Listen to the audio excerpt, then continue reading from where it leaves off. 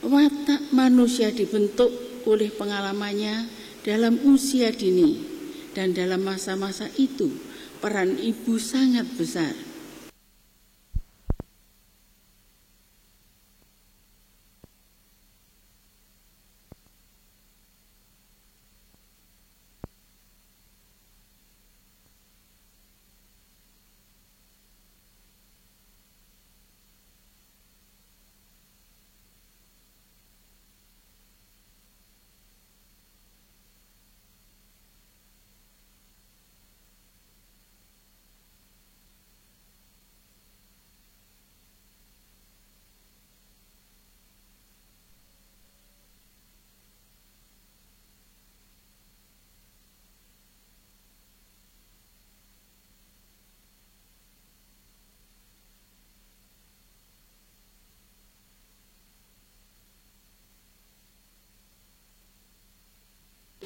Diberi kekuatan lahir dan batin, dan semoga kita semua dapat melanjutkan perjuangannya. Ibu-ibu dan hadirin yang saya hormati, saat ini saya merasa berbahagia dapat bertemu muka dan bersilaturahmi dengan ibu-ibu semua, tokoh-tokoh wanita Indonesia. Pertemuan kita kali ini kita lakukan dalam rangka memperingati Hari Ibu yang ke-65. Beberapa hari lagi. Karena itu, tidaklah berlebihan jika kesempatan seperti ini juga kita gunakan untuk sejenak merenungkan makna perjuangan wanita Indonesia bagi bangsa, keluarga, dan dirinya. Sejarah perjuangan bangsa kita mencatat bahwa kaum wanita Indonesia selalu ikut serta dalam perjuangan bangsanya. Perjuangan tadi dimulai sejak bangsa Indonesia bangkit melawan penjajahan dalam pergerakan kemerdekaan, dalam perang kemerdekaan dan revolusi sampai masa pembangunan sekarang ini. Sejak tahap yang paling awal dalam perjuangan nasional, kaum wanita Indonesia selalu ikut berjuang bahu-membahu dengan kaum pria. Dalam zaman pembangunan sekarang, peran kaum wanita mendapat tempat yang makin kukuh, baik sebagai ibu dalam keluarga maupun sebagai kekuatan pembangunan bangsa. Hadirin yang terhormat, tercatat dalam sejarah bahwa pada tanggal 22 Desember 1928,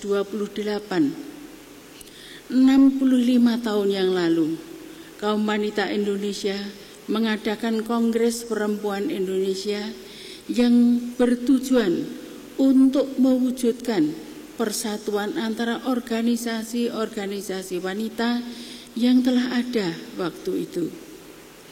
Kongres juga mengambil keputusan untuk mendirikan Badan Permusyawaratan Bersama yang diberi nama Perikatan Perkumpulan Perempuan Indonesia.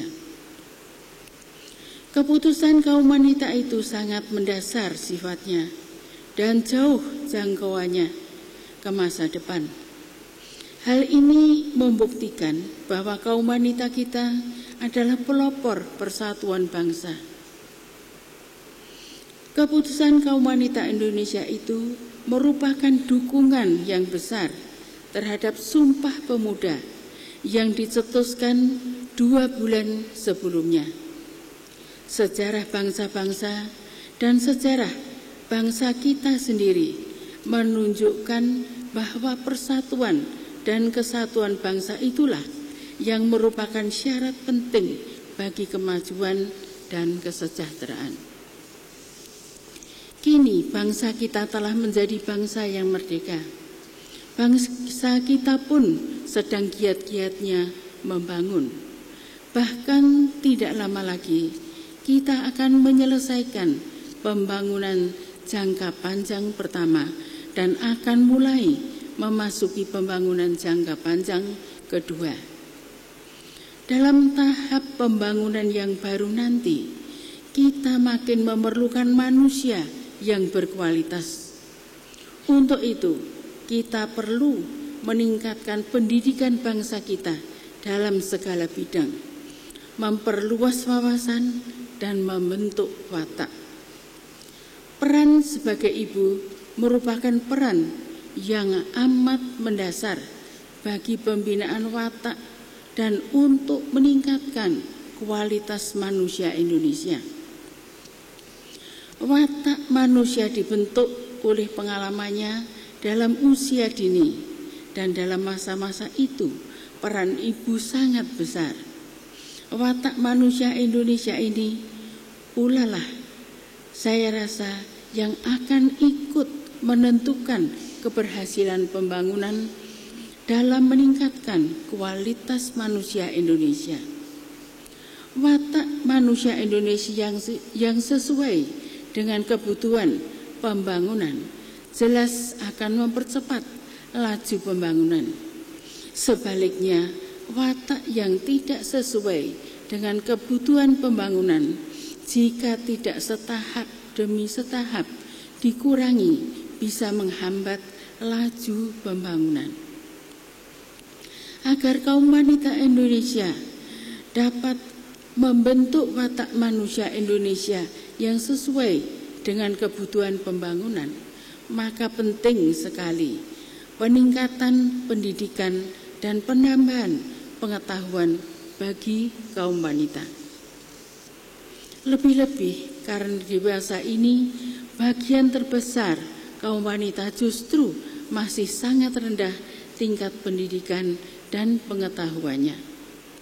Hanya ibu-ibu yang terdidik dan berpengetahuanlah yang akan dapat melahirkan dan membesarkan anak-anaknya dengan baik.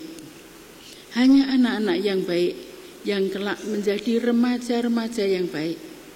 Hanya remaja-remaja yang baik yang nanti akan menjadi warga negara yang baik. Dan hanya warga negara yang baik yang akan dapat membangun bangsa dan negaranya secara baik pula. Pendidikan dan tambahan pengetahuan yang diperlukan terutama adalah pendidikan dan pengetahuan yang dapat meningkatkan peranannya sebagai ibu yang baik dan sebagai warga negara yang bertanggung jawab.